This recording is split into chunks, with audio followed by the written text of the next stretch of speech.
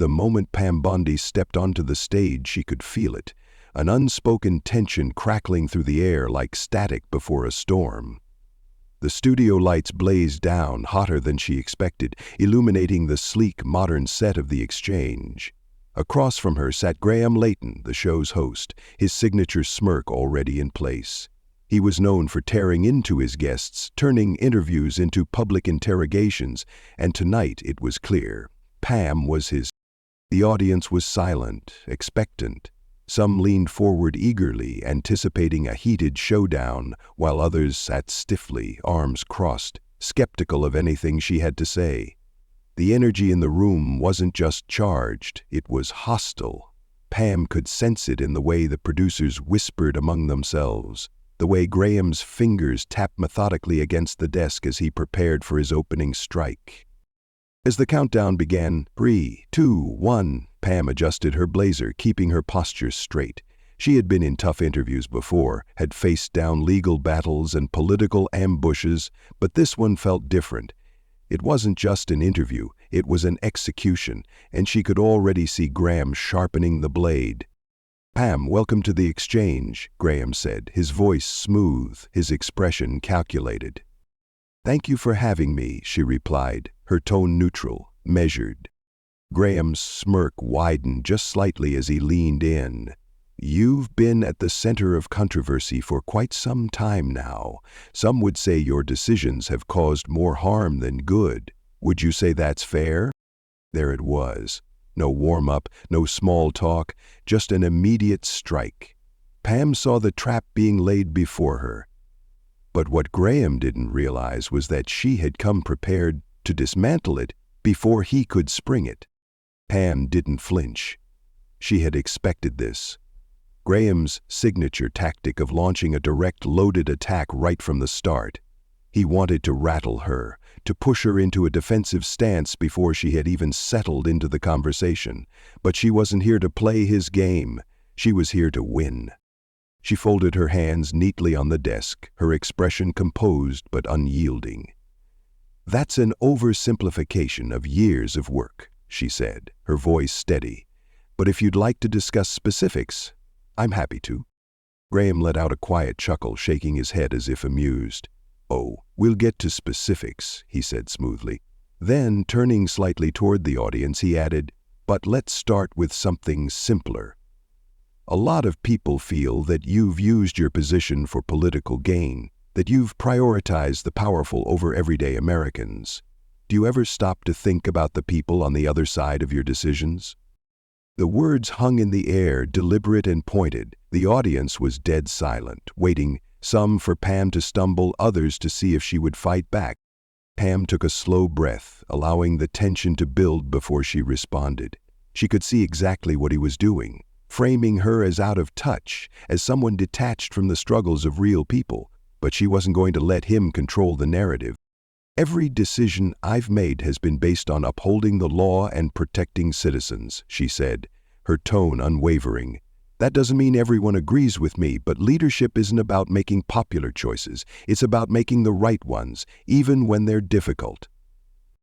Graham smirked, sensing an opportunity. That's convenient," he said, leaning forward, his voice dropping slightly. "But let's be honest, Pam. Some would say justice seems to bend for the powerful. Can you look this audience in the eye and say that's not true?" The room felt smaller, the tension thickened. This was it, his first real attempt to corner her. But Pam Bondi wasn't about to be trapped. Pam let the tension stretch for just a second, long enough for the weight of Graham's words to settle, but not long enough for it to become a moment of hesitation.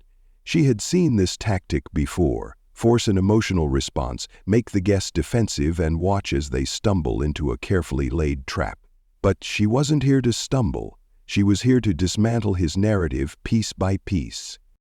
She met his gaze directly, unwavering. "Justice doesn't bend for the powerful, Graham," she said, her tone controlled yet sharp. "Justice is based on facts, due process, and the law.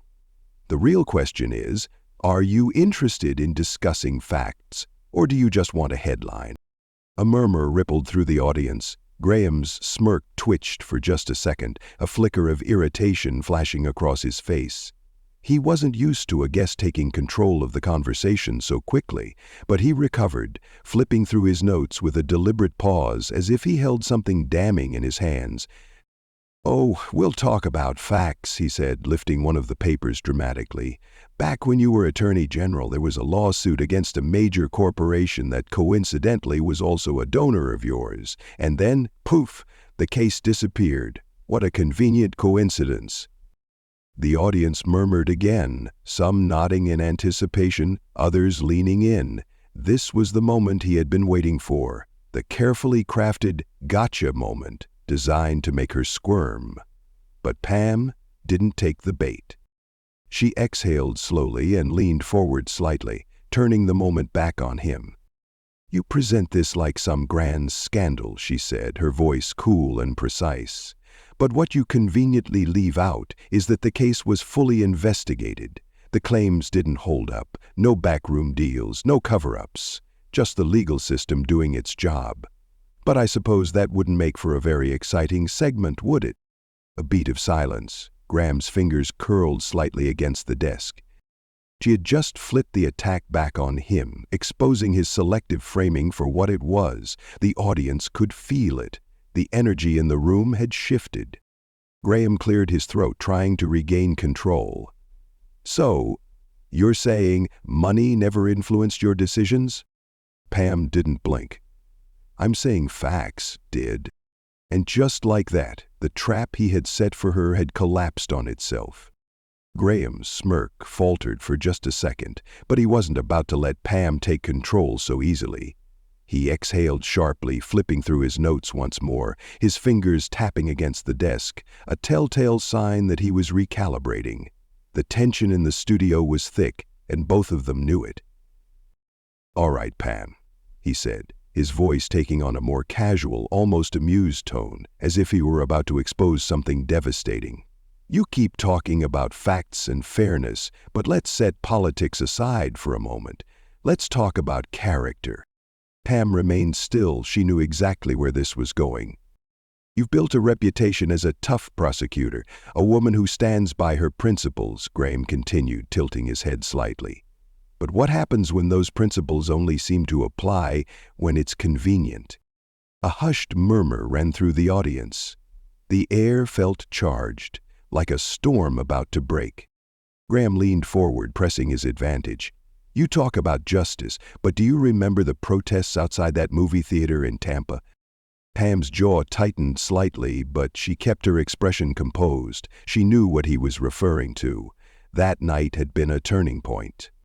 A group of protesters had confronted her as she left a theater, shouting insults, calling her a disgrace. And then one of them had spit at her. The footage had gone viral.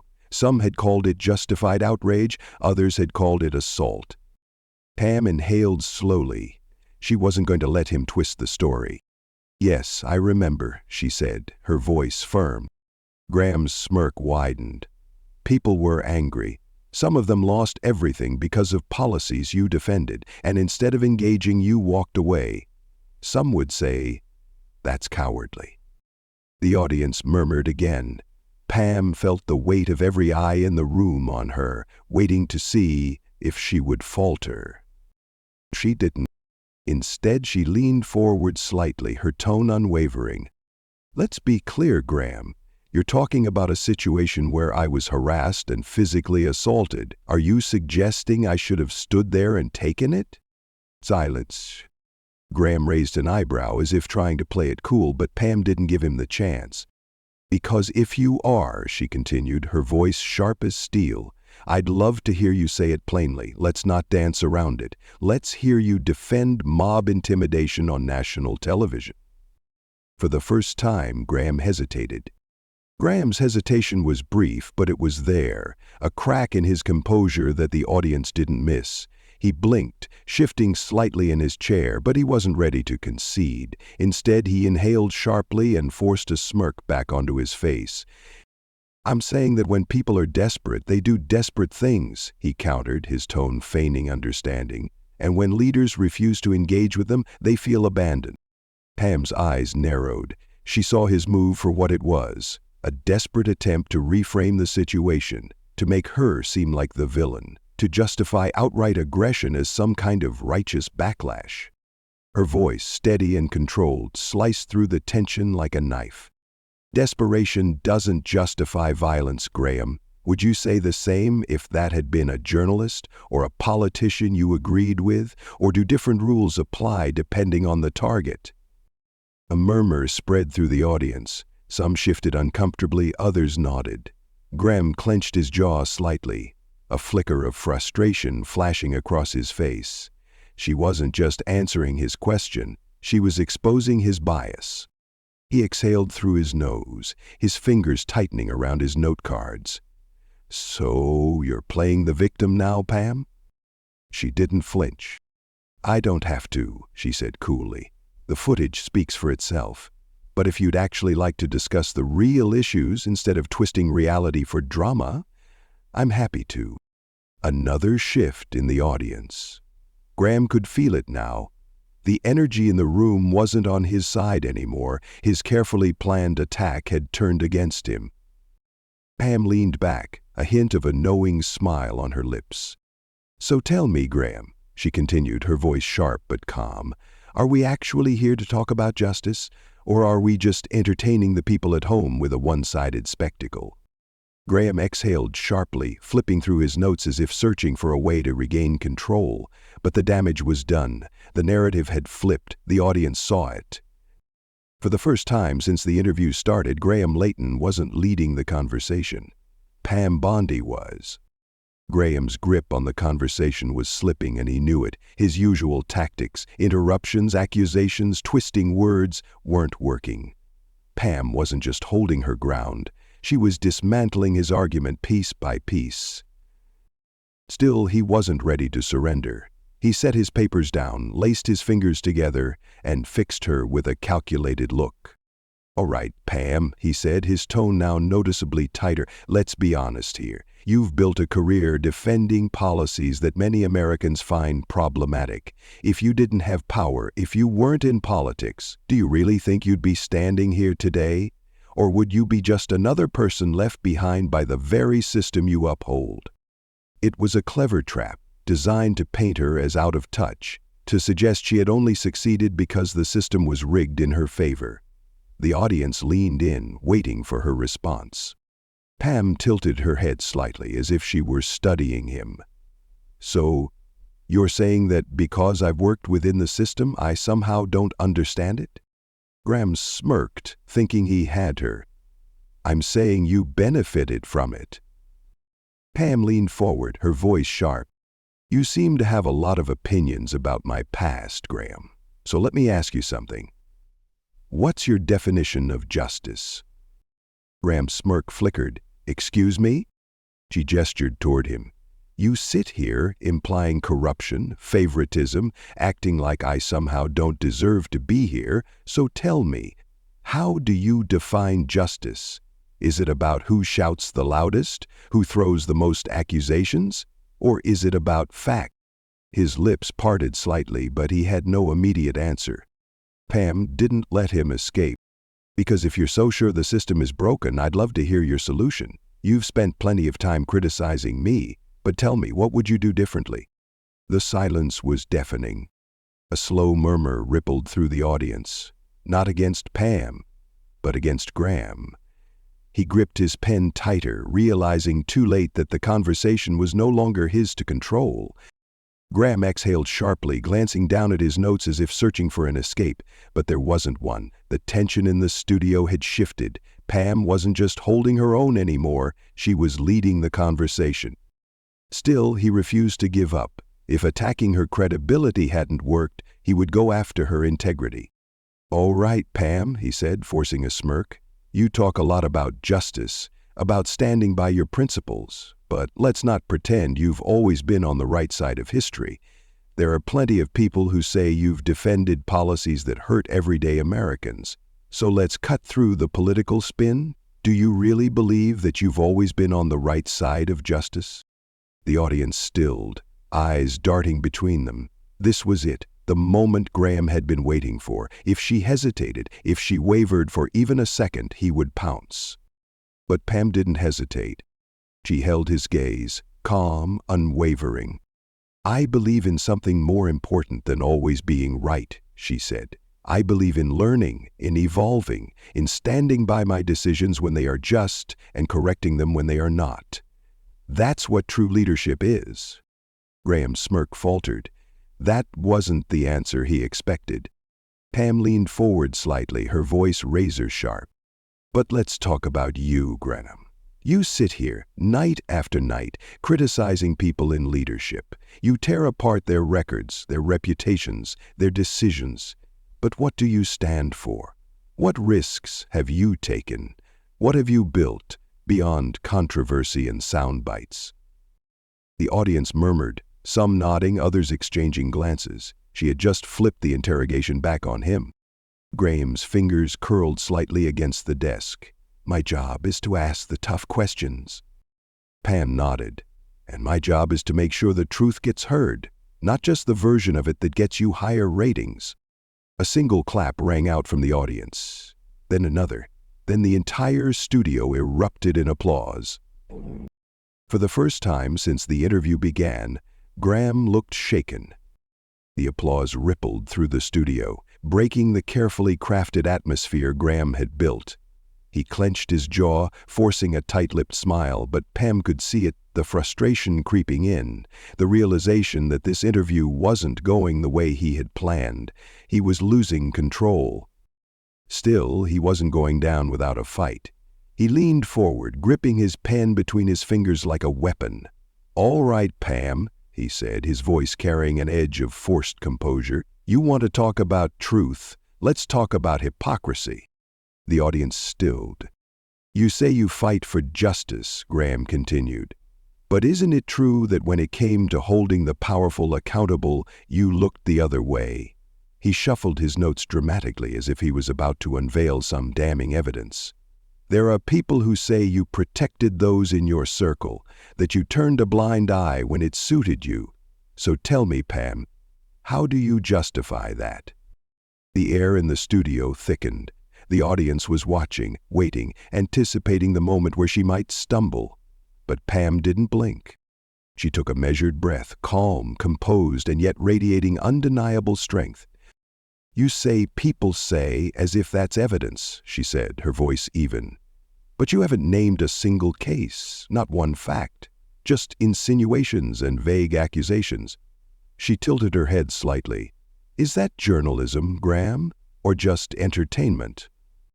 The murmur from the audience grew louder. Graham shifted in his chair, but Pam wasn't finished. "Let's be clear," she continued, her voice steady, razor-sharp.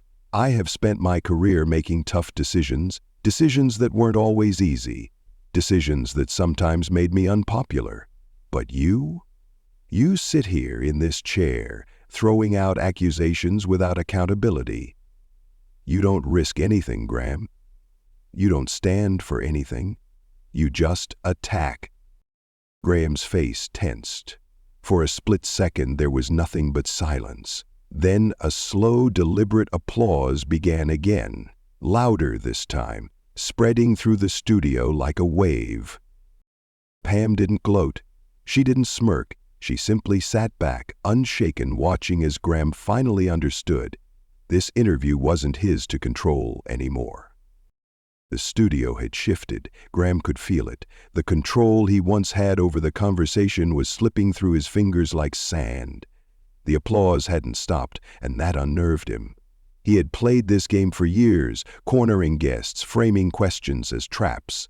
But this time, the game had flipped on him. Pam sat there, poised and unshaken, as if she had expected this all along. The audience wasn't just watching anymore, they were invested. They weren't waiting for her to defend herself. They were waiting to see how she would finish what she had started. Graham cleared his throat, forcing a smirk that didn't quite reach his eyes. He picked up his notes, flipping through them, stalling. His next words would be critical. If he didn't take back control now, this interview would become a defining moment, not for him but for Pam. "Pam, he said, leaning forward, his voice low, deliberate, like a last-ditch effort to shake her. You call yourself a fighter for justice, a defender of the law.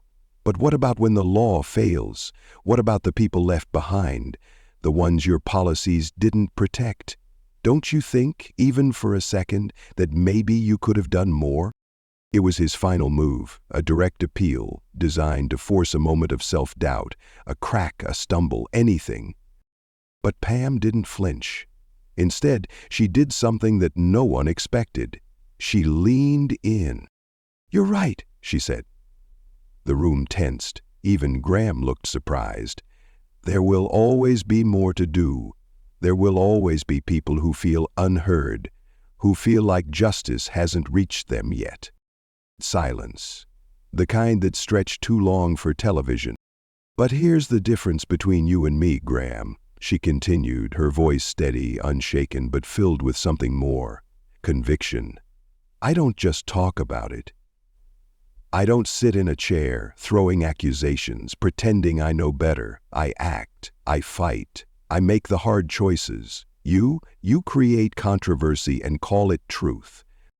The audience was no longer just murmuring, they were fully with her now. Graham opened his mouth to respond, but the words never came. And in that moment, everyone knew Pam Bondi had just won the night. The moment had shifted, and Graham knew it.